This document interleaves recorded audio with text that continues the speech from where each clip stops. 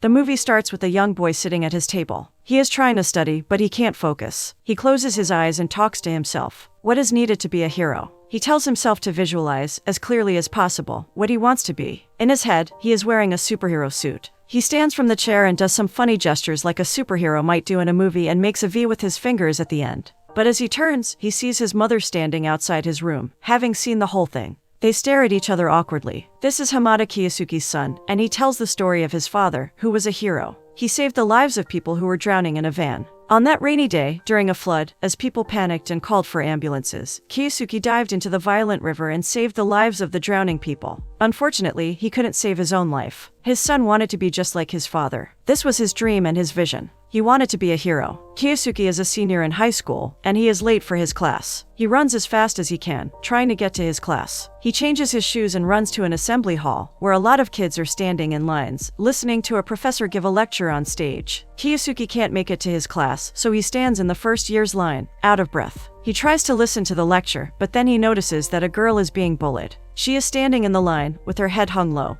her hair covering her face, and her classmates are throwing papers and shoes at her. She doesn't say anything as she gets hit, and suffers without a word. Kiyosuke is infuriated, and when the kid in front of him tries to throw something at the girl, he stops him. The kid is scared that a senior stopped him, and he apologizes, saying it was just a joke. After the event is over, the kids go off to the classrooms, but Kiyosuke sees the girl picking up the trash the other kids had thrown at her. Kiyosuke goes up to her and tries to talk to her, but she doesn't listen, and when he tries to touch her to get her attention, she starts screaming. People make fun of the girl, calling her a weirdo, and they make fun of Kiyosuke, too, for trying to talk to her. Kiyosuke walks off with his friend, confused by her attitude. When Kiyosuke talks to his friend about this at lunch, his friend is quite surprised and pities the girl, but he is not interested in helping her at all. Before he can say anything else, a girl appears. Her name is Ozaki, and she talks to Kiyosuke in weird, clipped phrases that he is unable to understand. Kiyosuke asks her to speak properly, and she tells him she has a sister in the first year who saw what he did for the girl who was being bullied.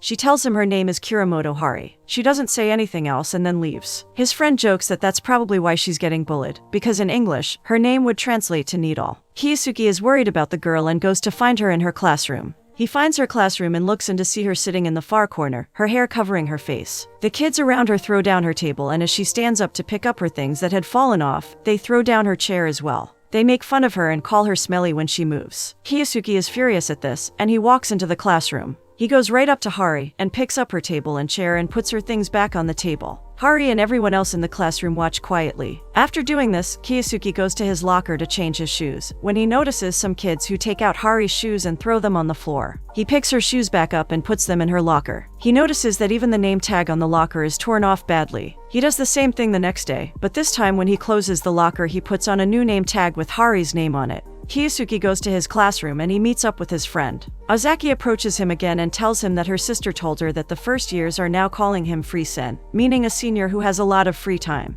Kiyosuke takes the joke but doesn't think much of it, even when his friend makes fun of him for it. He thinks back to when he was a first year, and when he didn't know who to be friends with and was alone for a long time. It was a while before he made some friends, and he didn't even do it on purpose, it just happened. Now, he has a group of people he calls friends and a healthy social life. Even then, though, he thinks he couldn't have called his isolation bullying. But when he looks at Hari and what is happening to her, he knows that this is real bullying. It is bad and evil in his opinion, so he vows to put a stop to it and fight for Hari. After school, Kiyosuke goes out for dinner with his friends. They have a lot of fun and talk about his new nickname. They think it's catchy, but also mean. The girls tell them about how rude the first years are, and how they told them to get out of the bathroom because it was getting too crowded. They all laughed, because they could never have talked to their seniors that way. After lunch, Kiyosuke thinks about Hari. He thinks about how she is, and what she would be doing on a weekend. Then he thinks back to what they were talking about. He thinks about why the first years would gather in the bathroom, and he has a bad feeling in his gut. He decides to check it out. He runs to the restrooms and uses it, thinking there is nothing wrong until he hears a sound from the ladies' bathroom. He goes in there and asks if someone is in the stall. When no one answers, he climbs over the stall and looks in to see Hari sitting inside, on the floor and soaking wet. He sees the key that the other kids had locked her in inside the stall, and he asks her to pass him the key so he can get her out. She doesn't say anything, and he asks her if she hates him so much that she can't even let him help her. She looks up and stutters, telling him he has it wrong. She tells him she was so thankful to him for standing up for her and for putting her shoes back in the locker, and for changing her name tag. He is gentle with her, now that she is talking. Even though he is struggling to keep himself up on the top of the stall, he gently tells her it's no problem. She tells him she was waiting for her clothes to dry so she didn't worry her father at home. She hasn't told her father about the bullying. He tells her he'll find a way to get her home without her father worrying about it. He helps her take off her wet clothes and puts his dry ones on her. He doesn't wear anything himself, but he takes her out of there as quickly as possible because of how cold it is. When Hari asks where they are going, he tells her he is taking her to an expert. They run to the house of this expert, Kiyusuke shivering the entire way, until they reach her house. An aged woman opens the door and ushers them in. Kiyusuke explains to her that this girl was being bullied and they threw buckets of water on her. The old woman sympathizes and he asks her if she could dry her clothes. The woman says she could do it in 2 hours, but Hari says it'll be too long because her father will be home by then. Kiyusuke asks the lady if she can do it in 1 hour, and she says she'll try her best. She gives the kids some food to eat in the meantime, and Kiyusuke takes Hari to his place to eat. They eat the instant soup together and Kiyusuke is fascinated to hear Hari talk so much. She tells him he is like a hero to her because he fights for her. He tells her she can fight for herself, too. When she asks how, he tells her to keep her hair out of her face and to sit up straight and not hunch down like she usually does. He tells her to talk properly, with a loud and clear voice. After they eat, they pick up her clothes and they go on their way to her house. As they walk, Hari tells Kiyusuke about her mother who divorced her father because he was never loving to her. She told him when she asked her father about it, he just told her that it was a UFO that took her mother. Since then, every bad thing is a UFO to her. As Hari leaves to go to her home, Kiyusuke calls her and she looks back at him. He does the same thing that the boy at the start of the movie does. He makes gestures with his hands that someone would make to turn into a superhero. He makes the same V with his fingers at the end and Hari looks confused before she bursts out laughing. This is what Kiyusuke wants, and he stares at her smiling face for a moment before she turns back around and goes home. The next morning, when Kiyusuke is about to leave his house, the lady at the dry cleaners comes over and gives him a box of bean cakes. She tells him she made it for the girl he had brought over and he blushes because his mother gives him a look that is both suspicious and mischievous. The old lady explains that this girl had bruises all over her body, and she had water thrown over her, so Kiyusuke helped her. Before the lady or his mother could embarrass him more, Kiyusuke leaves and goes to school. He waits by the road for Hari to show up, talking to himself about how dumb he is and why he's single. His friends pass by him and ask him why he's there so early. They ask him if he's waiting for his friend, Jengo, but then one of them guesses he's waiting for Hari. They make fun of him a bit, but then leave him alone. He waits there until Hari shows up and he is pleasantly surprised to see that she brushed her hair nicely, so it was out of her face. He compliments her and gives her the bean cakes. She is happy that he brought them for her and thanks him. They walk to school together, and as they walk, a girl hears Hari talking.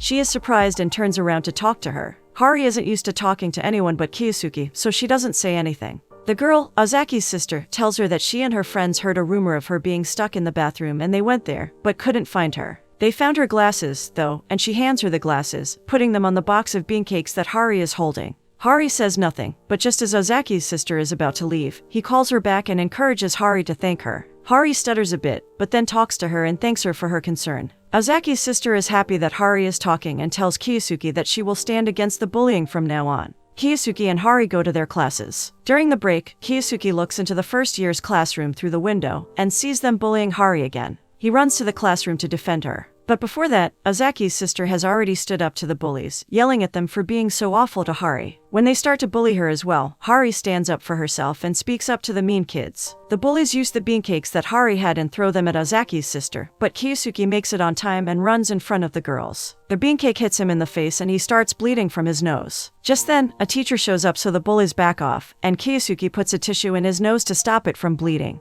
Kiyusuke and Hari go to the nurse's office, where Kiyusuke comforts her that he'll bring her more food that she likes and tells her not to worry about the bullies. The next day, Kiyusuke walks her to school again and Azaki's sister greets them. She gives Hari a candy, which she thanks her for, and when she pulls up her sleeves, Kiyusuke notices bruises on her arm. Later that day, he asks his friend, Jengo, to hold his arm tightly like he's angry at him. Jengo does as he says, and he lets go when Kiyusuke starts to yell that it hurts. When Kiyusuke looks at his arm, it has red bruises that look like the same on Hari's arm. He realizes that she's probably being abused at home as well, because at school the kids couldn't go that far. That day, Kiyusuke asks Hari how her studies are going and she says they're fine, but she has her tests coming up. Kiyusuke asks if she wants past exams to practice from and she says yes. Kiyusuke tells her she can come to his place and he can get his old tests from his room and give them to her. Hari agrees and goes to Kiyusuke's place. Kiyusuke sits her down and tells her to wait for him as he gets the papers from his room. Kiyusuke's mother comes home and looks surprised to see Hari there. She introduces herself and asks him if they're a thing, but he asks her not to embarrass him and introduces Hari to her.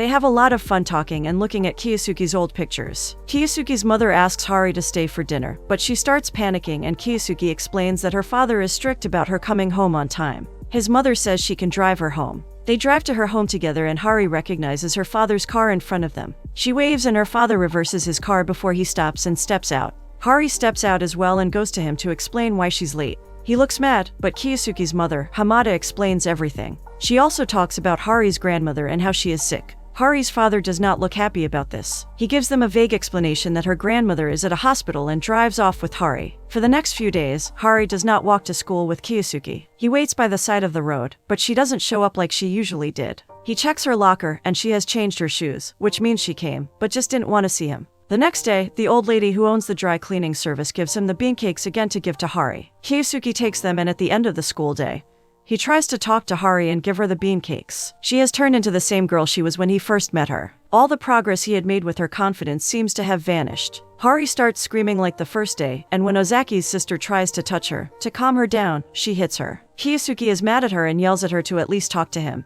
But she walks away, screaming. Kiyasuke knows something is wrong and he decides to go to her house. He goes to the house, which is located deep in the forest, and calls out her name loudly, but there is no answer. He yells desperately, but when he receives no answer, he leaves. He goes home and tries to study, but it feels impossible under the circumstances. He looks out of his window and sees someone standing near his house. He yells at her to check if it's really her, but he knows it's Hari. She asks him to turn off the lights so she can come closer, and he turns off the lights outside the house. She comes towards him in a hoodie and her face is completely invisible. She tells Kiyasuke that a UFO is coming for him and his mother and that he should run. Kiyasuke asks her if she's talking about her father, and she says yes. She tells him he's dangerous and he needs to run away from there. Kiyasuke yells at her because he doesn't understand why she's acting this way. In his rage, he turns on the lights and looks at her face properly for the first time in many days. It is covered in blood, wounds and bruises. Her father has beaten her up. Kiyasuke's expression changes to one of pity and kindness. He asks her what she will do if he leaves with his mother, and she tells him she will go back to her father. He tells Hari that he can't let that happen on his conscience and that he won't let her go. He tells her they can both be heroes, because heroes are never defeated. She breaks down crying and tells him all about how her father murdered her grandmother, put her in a suitcase and threw her into a lake. Kiyasuke tells her they will call the police and they will fight the UFO that is hovering over their heads. Kiyasuke brings Hari inside and calls Jengo and tells him to bring fishing rods with him. Jengo cycles to Kiyasuke's house and gives him everything. When he asks Kiyasuke what he needs all this for, and Kiyasuke doesn't answer, he knows it's for Hari, and he warns Kiyasuke to not interfere with her. Kiyasuke doesn't listen and he takes the fishing equipment and cycles with Hari to the lake where her grandmother had been thrown. During the bicycle ride, Hari confesses that his presence is like a breath of fresh air to her, and she is reborn every time she is with him. She tells him when this is over, they would always be together. She doesn't ever want to leave him again. When they reach the lake, Kiyasuke uses an inflatable boat to go into the lake and tries to pull the suitcase out, but he can't, and he falls in. After falling, he realizes he can swim down and grab the suitcase, and he does that and brings the suitcase out. But this isn't the suitcase in which Hari's grandmother was. This suitcase is open and empty. Hari reaches in and pulls out an earring that she knows belongs to her mother. She tells Kiyasuke that she thinks her mother has also been murdered by her father. Kiyasuke realizes this case is too serious to be solved by themselves, and he tells her they have to go to the police. Hari takes Kiyasuke to her house but realizes she doesn't have the keys to her father's car.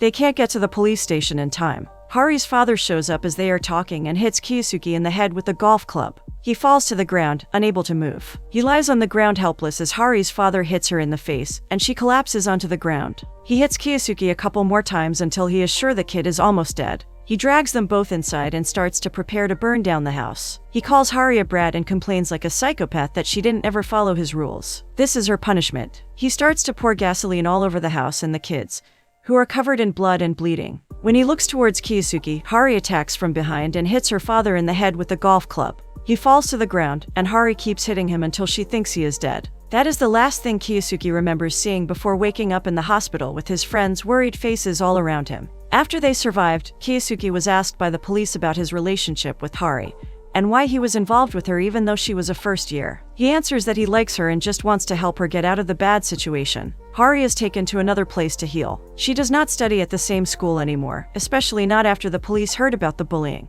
Kiyasuke misses her, but they eventually meet years later when he becomes a college student, and they move in together. They start to date, and soon, they are expecting a baby. That is when the flood happens. Kiyasuke is on the way to the hospital when he sees the people calling an ambulance for the van that slipped into the river because of the flood. Kiyasuki, without thinking, jumps into the river and saves the life of a woman and a child stuck underwater in the van. He saves them both, but he is unable to save himself. His body flows with the river and is found days later, battered and bruised. Kiyasuki tells his story and tells us that his soul is still here, and that he can visit his son whenever he wants. Hari gives birth to Kiyasuki's son, Arashi. This brings us back to the present day, where her son does the same actions her husband had done to make her laugh, except that he is present there, with his son. He is just out of sight. She laughs at her son. She brings him his snacks and teases him a bit. Her son, embarrassed, tells her to stop or the neighbors will hear. His mother goes to the open windows and just then, Arashi feels something. It is his father, hugging him, telling him that he is there with him. Hari tells him she will teach him to be a hero someday, when he is in college and moving out, being a good adult. She goes back and Arashi closes the windows, knowing that both his mother and his father are there with him, and will always be there.